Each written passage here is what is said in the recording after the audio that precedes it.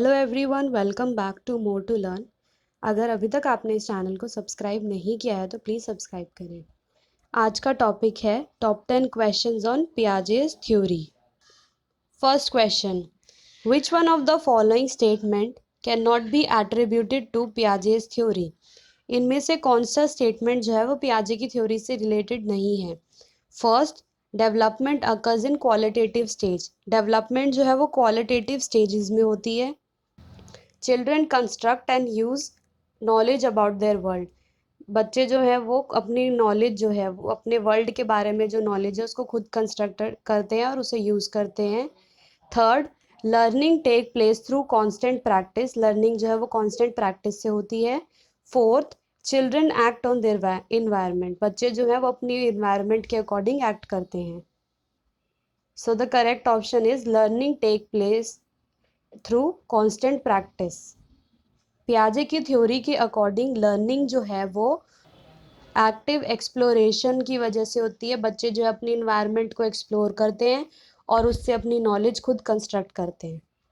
Next question, according to पियाजे specific psychological structure organised ways of making sense of experience are called.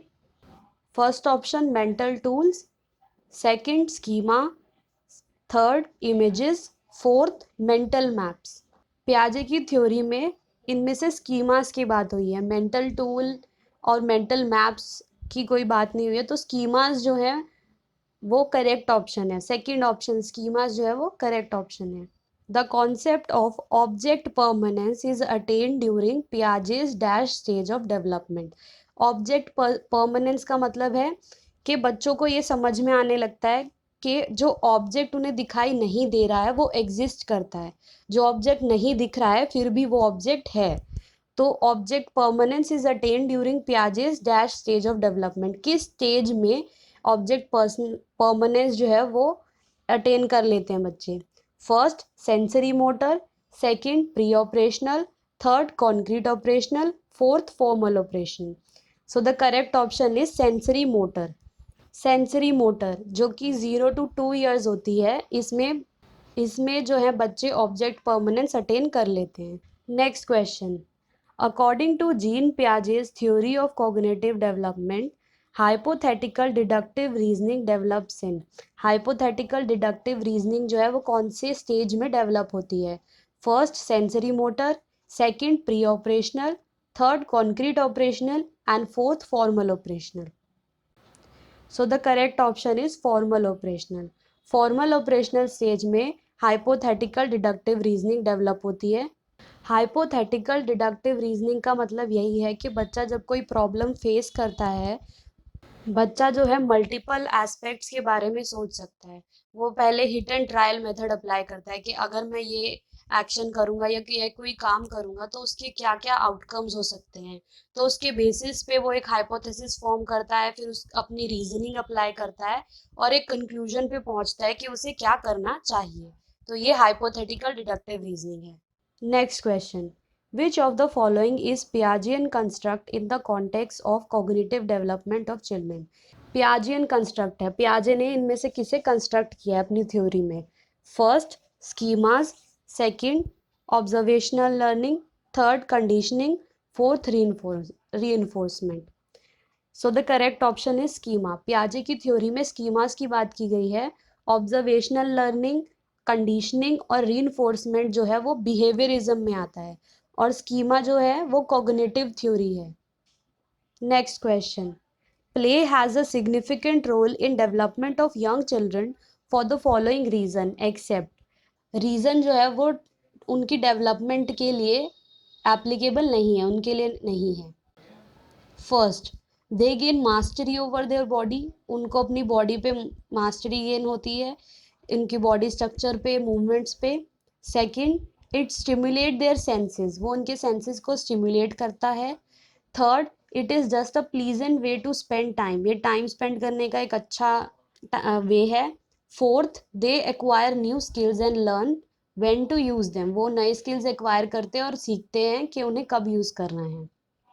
So the correct option is it is just a pleasant way to spend time. जो play है वो सिर्फ एक time pass का एक बच्चे के time pass के लिए एक तरीका नहीं है। इससे वो बहुत सारी चीज़ें सीखता है, उसके बॉडी मूवमेंट्स पे वो मास्टरी गेन करता है, उसके सेंसेस स्टिमुलेट होते हैं और वो न्यू नॉलेज एक्वायर करता है। Next question, which of the following behaviour characterise the concrete operational stage as proposed by पियाजे? इनमें से कौन सी जो स्टेज है, कैरेक्टरिस्टिक है, वो कॉन्क्रीट ऑपरेशनल स्टेज की है? First, hypothetical deductive reasoning.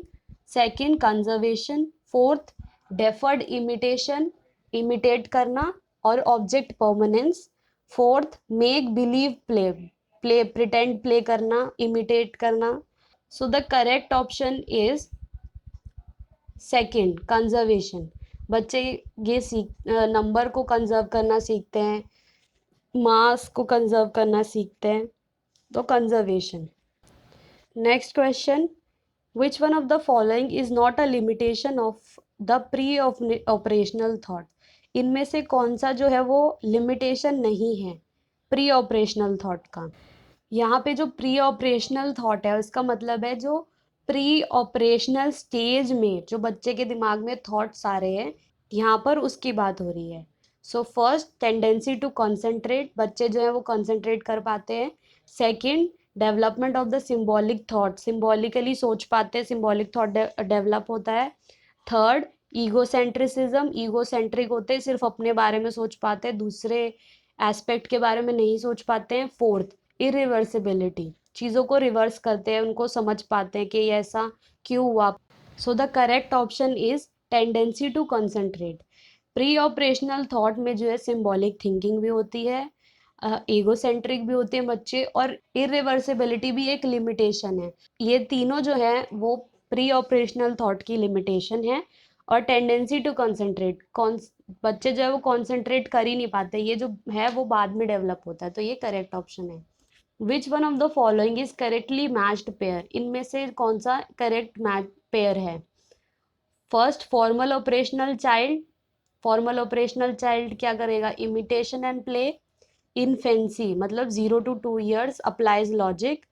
Third, pre operational child जो है उसमें डिडक्टिव थॉट डेवलप होगा। Fourth, concrete operational child, conservation and classification. तो इनमें से कौन सा जो है वो करेक्ट पेयर है?